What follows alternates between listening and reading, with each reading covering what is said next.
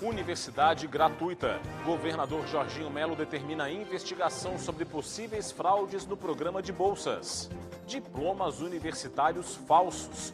Operação da Polícia Federal desarticula grupo que fornecia documentos fraudados para pessoas exercerem profissões de forma irregular.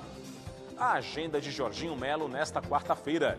Governador inaugura a sede do Detran em Palhoça e dá posse a novos secretários estaduais. Os pets como aliados de pessoas com autismo. Conheçam um dos cães de suporte emocional treinados para transformar momentos de tensão em acolhimento. Viralizou nas redes sociais. Noivo desmaia 2 vezes em pleno altar durante casamento em Salete, no Alto Vale do Itajaí.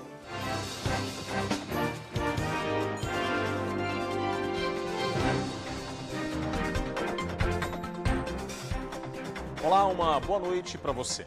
O Band Cidade começa nesta quarta-feira com os casos de furtos de fios elétricos aqui na capital. Hoje, Ministério Público e demais entidades voltaram a se reunir para definir medidas de enfrentamento a esses casos. O repórter Gabriel Felipe acompanhou. A reunião foi realizada na sede das promotorias de justiça da capital, no centro de Florianópolis. Representantes da Polícia Militar estiveram presentes na reunião e avaliaram com bons olhos os trabalhos realizados. É prioridade da Polícia Militar, sim. Inclusive, a gente também está começando a trabalhar diretamente em contato com as empresas de telefonia e energia elétrica para conseguir flagrar na hora, enquanto as pessoas estão no poste, de repente alguém se passando por algum funcionário fazendo alguma manutenção, também conseguir flagrar essa situação, que seria uma outra forma de furto de fio. Essa é a segunda reunião que acontece aqui no Ministério Público para discutir o assunto. A primeira foi realizada no dia 14 de maio. Na ocasião, ficou definido que em até 120 dias, um relatório conclusivo sobre a investigação deve ser divulgado. Iremos expandir esta operação também para a Grande Florianópolis, no sentido de coibir a receptação ilegal, a receptação de furto de fios da nossa cidade. O diretor jurídico da Celesc avalia que as ações realizadas em conjunto com as autoridades têm surtido efeito. O número de ocorrências tem diminuído, muito embora ainda aconteçam, mas tem se tornado cada vez mais desestimulada a comercialização irregular de elementos de cobre, alumínio e outros componentes elétricos. O saldo da operação vem sendo muito positivo e esperamos que continue repercutindo assim no futuro. O governo do estado determinou uma investigação sobre supostas fraudes na concessão de bolsas do programa Universidade Gratuita, que beneficia estudantes de Santa Catarina. O programa Universidade Gratuita atende mais de 40 mil alunos de Santa Catarina com bolsas de estudos. No início deste ano, o governo lançou um novo edital para conceder benefício a mais estudantes. A suspeita de fraudes em algumas bolsas concedidas chegou ao conhecimento da Secretaria de Estado da Educação, responsável pelo programa.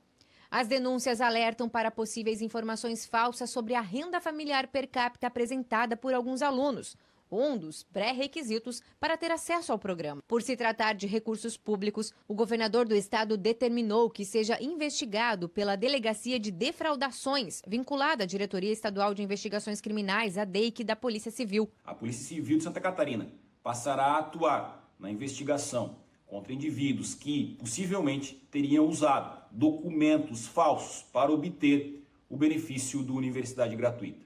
A operação será dividida em 2 fases. Uma investigação ficará com a Delegacia de Defraudações da DEIC e apurará se consultorias ditas especializadas teriam participado desse esquema onde indivíduos que não mereciam o benefício teriam obtido essa vantagem. Caso seja comprovada qualquer irregularidade, além da suspensão imediata da bolsa, o beneficiado terá que ressarcir os valores recebidos de forma indevida.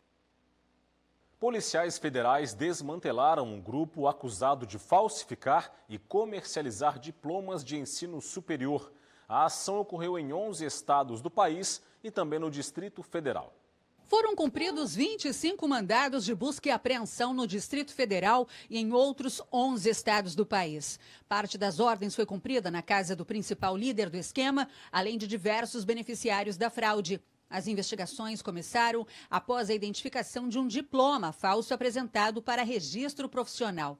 A polícia descobriu um site fraudulento criado para simular um ambiente oficial de verificação de diplomas universitários com documentos falsos em nome de terceiros. O material era oferecido por meio das redes sociais e abrangia cursos como Direito, Psicologia, Engenharia, Biomedicina, Fisioterapia, Administração e Educação Física. Os beneficiários adquiriam os diplomas e se registravam em conselhos profissionais para exercer ilegalmente as profissões. Os envolvidos vão responder por falsificação de documento público, uso de documento falso, estelionato, exercício ilegal da profissão e receptação. A Polícia Federal também comunicou os conselhos profissionais para a adoção de medidas administrativas.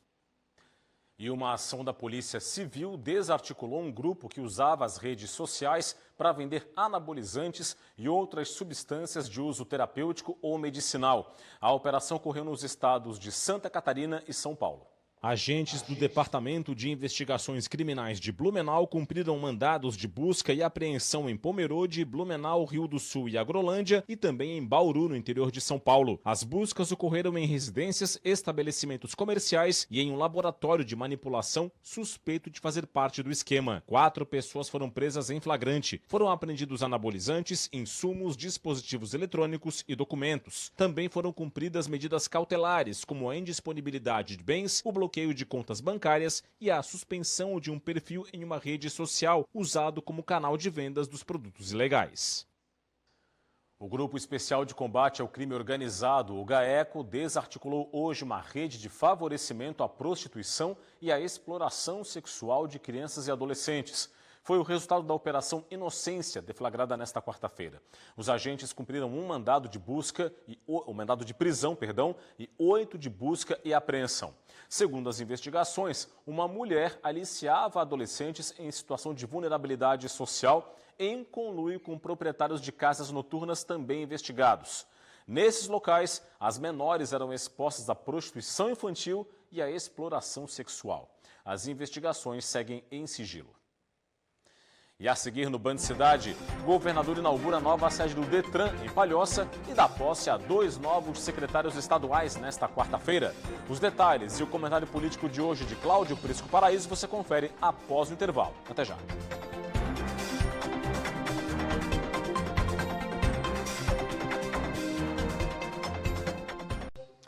De volta com o Band Cidade, o governador Jorginho Melo cumpriu a agenda em Palhoça na manhã desta quarta-feira. À tarde, Jorginho Melo deu posse a 2 novos secretários estaduais. Acompanhe.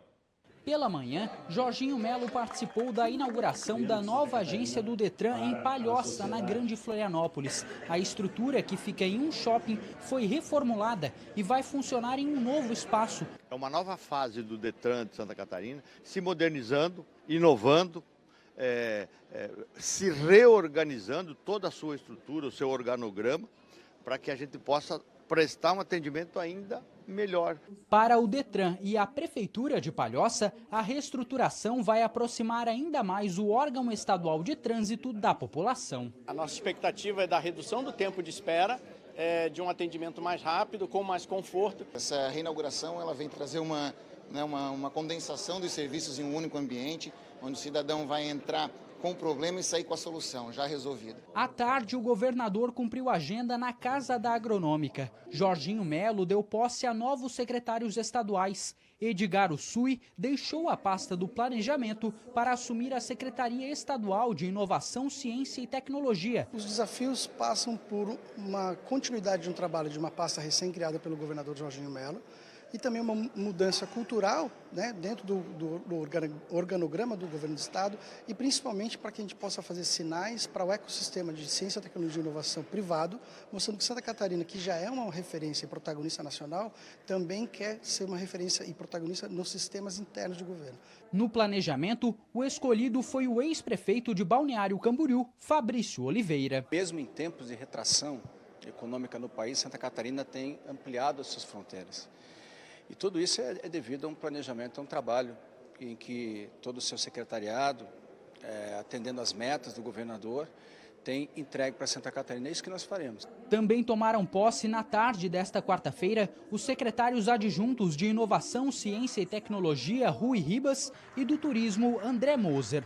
O governador também indicou Gustavo Madeira da Silveira para o cargo de presidente do CIASC. Mais algumas cabeças boas que se integram ao governo para continuar nessa mesma balada, nessa mesma batida que nós estamos fazendo. Para falar deste assunto, aqui no Band Cidade, Cláudio Prisco Paraíso comigo, Hora da Política. Tudo bem, Prisco? Como vai, Rodrigo? Tudo bem. Prisco, vimos agora aí as mudanças do colegiado, falamos um pouquinho disso ontem, não é? É verdade. Mas houve algum tipo de interferência externa, digamos assim, na composição dessas mudanças? E como houve.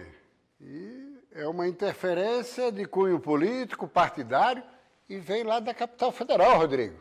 É Michele Bolsonaro, ela, ex-primeira-dama, que já influenciou no ano passado na escolha do candidato à Prefeitura de Balneário Camboriú, que foi Peter Lee, graças à indicação de Fabrício de Oliveira, respaldado por Michele.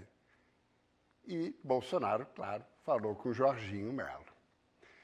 No sábado, falamos ontem aqui também, um evento das mulheres do PL em Brasília. Confira um pequeno trecho. Eu quero agradecer todos os nossos senadores, o nosso ex-prefeito de Balneário Camboriú, aqui o nosso eterno e melhor ministro da Saúde, Marcelo Queiroga.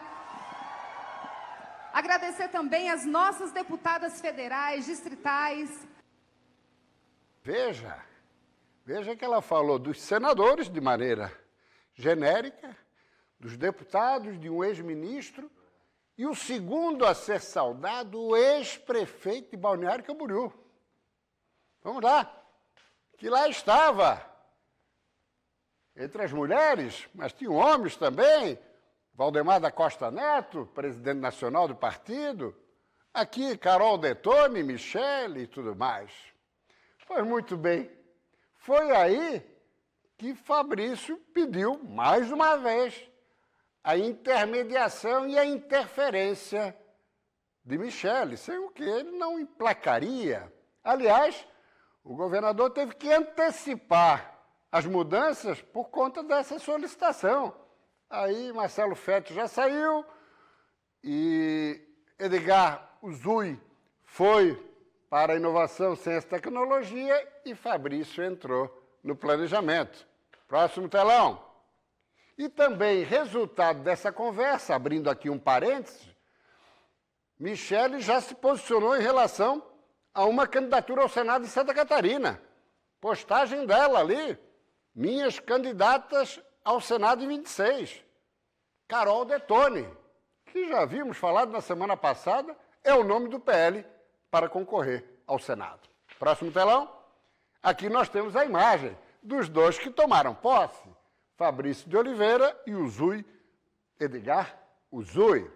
Próximo telão.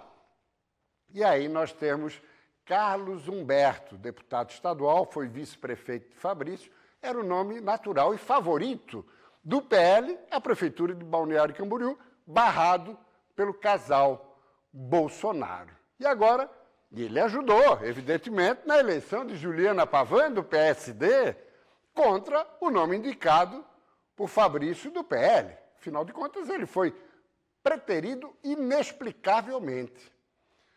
Juliana Pavan, de Balneário Camboriú, PSD. Leonel Pavan, da cidade fronteiriça, Camboriú, PSD. E é para lá que Carlos Humberto vai rumar, candidato à reeleição à Assembleia. Portanto, meu caro Rodrigo, o governador ganha o derrotado Fabrício de Oliveira e perde o vitorioso Carlos Humberto. Obrigado, Prisco, pelas informações. Forte abraço. Forte abraço, boa noite, até amanhã. Olha só, ontem teve confusão na Câmara Municipal de São José, na Grande Florianópolis. O bate-boca ocorreu durante uma audiência pública sobre a situação da população de rua. A reunião contou com a participação de vereadores, representantes das prefeituras de São José, Palhoça e Biguaçu, Ministério Público, OAB e movimentos sociais. Em discussão, os entraves e os desafios na criação de políticas públicas para a população em situação de rua na Grande Florianópolis. Durante a reunião, após o pronunciamento do vereador Alexandre Cidade do PL, houve uma discussão entre o parlamentar e um grupo de pessoas que acompanhava a audiência. Durante a reunião, após o pronunciamento do vereador Alexandre Cidade do PL, houve uma discussão entre o parlamentar e um grupo de pessoas que acompanha a audiência. Pouco tempo depois, a confusão começou. Fala no microfone, cabeludo. Tá falando aí, ninguém tá entendendo. Por favor, gente, por favor. Por favor. Por favor. E eu tô representando também a minha população. Quem é tu pra falar comigo? Por favor. Fala baixo. Fala baixo. Me respeita, senão eu vou aí. Ah, dá licença. Pessoal, por favor. Ah, dá licença. Por favor. Não, por favor, vereador, por favor. Pessoal, por favor. Pessoal, não, Daniel, senta, Daniel, senta. Em entrevista à nossa equipe, o vereador afirmou que foi ofendido durante a reunião, mas reconheceu o excesso cometido durante a audiência. E o que eu fiz foi pedir respeito, me levantei do lugar e perguntei quem era aquele senhor, porque se ele tem uma visão de mundo, eu estava ali também como sendo um representante da população, defendendo os meus princípios e a minha visão social. E nesse momento, realmente eu errei, me exaltei e acabei sendo agressivo com palavras com aquele pessoal. O IBGE divulgou hoje os dados da produção industrial catarinense relativos ao mês de abril. 6 dos 15 estados pesquisados registraram alta. Eu separei aqui as informações catarinenses, de olho aqui no telão para dar uma olhada. Santa Catarina fechou o mês de abril em situação de praticamente estabilidade, crescimento de apenas 0,1% frente ao mês anterior, março. E foi o mesmo crescimento do indicador nacional, alta de 0,1%. Dos 6 estados que tiveram alta, foi a menor, junto com o Rio Grande do Sul. Já em relação a abril do ano passado, alta de 0,5% segundo o IBGE, sexto melhor desempenho. No acumulado do primeiro quadrimestre do ano, janeiro a abril, alta mais expressiva, 6,4%, a segunda maior entre os estados pesquisados pelo IBGE, atrás apenas do Pará. E nos últimos 12 meses até abril, alta de 7,4% na indústria catarinense, também a segunda maior do país e também atrás do Pará. No primeiro quadrimestre do ano, todos os setores industriais tiveram alta. Destaque para as áreas de máquinas e equipamentos, 1,58%, alimentos, 0,99% e materiais elétricos, 0,75%. Veículos com alta de 0,62% e produtos de metal com uma variação positiva de 0,56% fecharam a lista de setores que tiveram o maior crescimento no primeiro quadrimestre do ano. E ainda na economia, a Federação do Comércio do Estado projeta um inverno de recuperação das vendas do setor em Santa Catarina. A projeção leva em conta as vendas registradas entre os meses de maio e agosto. De acordo com o Núcleo de Inteligência Estratégica da FEComércio, o inverno de 2025 deve registrar um crescimento de 7,4% nas vendas de vestuário, calçados e tecidos voltados para a estação mais fria do ano. A expectativa significa uma diferença em relação à retração de 1,4% nas vendas, observada no inverno de 2024. Segundo a federação, o otimismo do setor se deve a uma melhoria na intenção de consumo das famílias catarinenses. Indicador da Confederação Nacional do Comércio apontou que Santa Catarina alcançou em maio o melhor índice de intenção de consumo para o mês desde 2014. Outros fatores que sustentam a expectativa de alta nas vendas são o cenário econômico local, bastante positivo, a baixa taxa de desemprego e o mercado de trabalho aquecido. E a seguir aqui no Band Cidade, veja como os pets têm feito a diferença na vida de quem mais precisa. Nossos repórteres mostram o projeto Pet Terapia, que usa cães de suporte emocional em audiências. Detalhes logo após o intervalo. Já voltamos.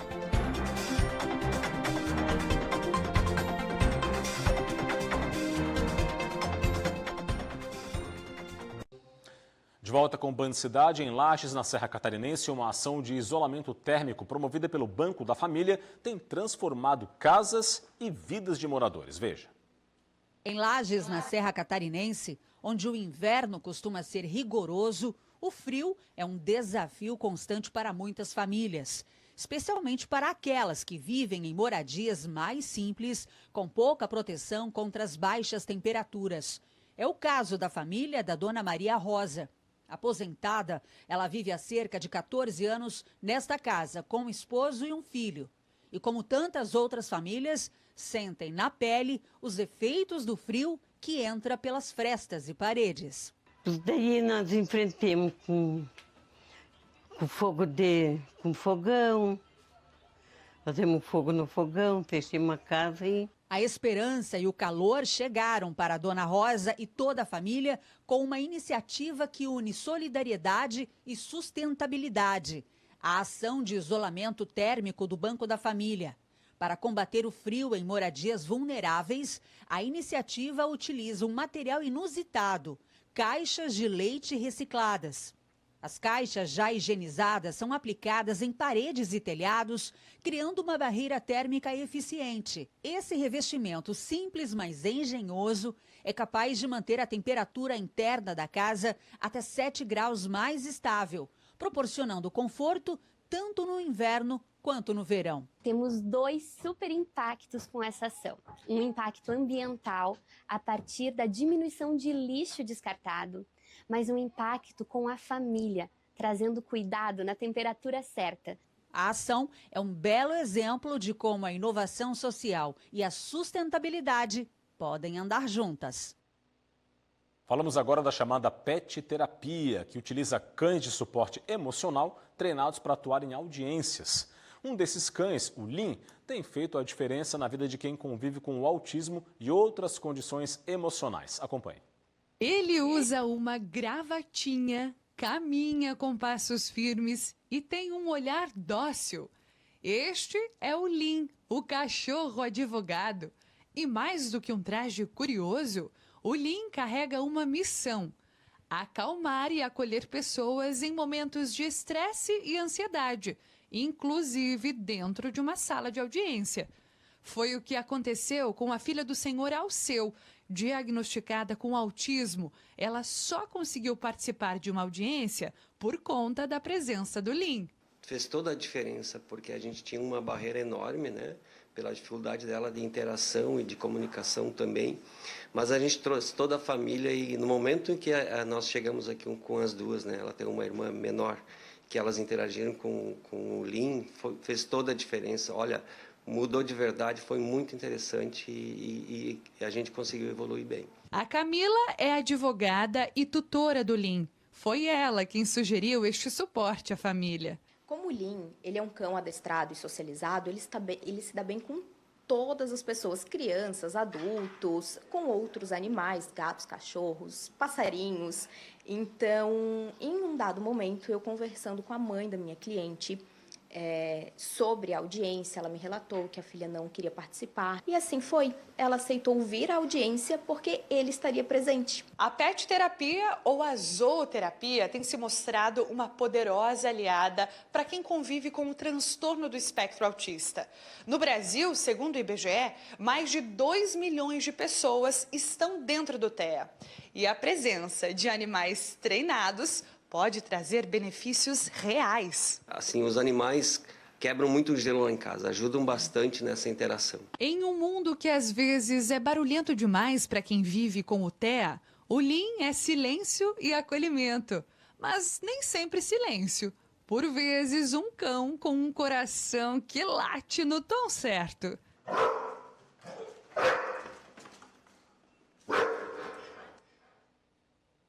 Legal, e antes de encerrar, olha só essa história que viralizou nas redes sociais. Um noivo desmaiou em pleno altar na hora do casamento em Salete, Alto Vale do Itajaí. Foi um susto e tanto, viu? Vem, acompanhe. O Gustavo Schmitz e a Pamela Berto celebraram a união em uma festança para uns 200 convidados em Salete. E esta cena da cerimônia fez o casamento viralizar nas redes sociais com milhares de visualizações. É que o Gustavo simplesmente desmaiou na hora da bênção. O celebrante, um pastor, foi rápido o suficiente para não deixar o rapaz bater com a cabeça no chão. Foi um baita susto para quem estava lá. O Gustavo contou pra gente que sofre de ansiedade, estava muito nervoso, já entrou ofegante e quando viu a noiva mais linda que o normal, Os sintomas só pioraram, até que ele não aguentou mais. Como caiu em cima do vestido, ela não conseguiu segurá-lo.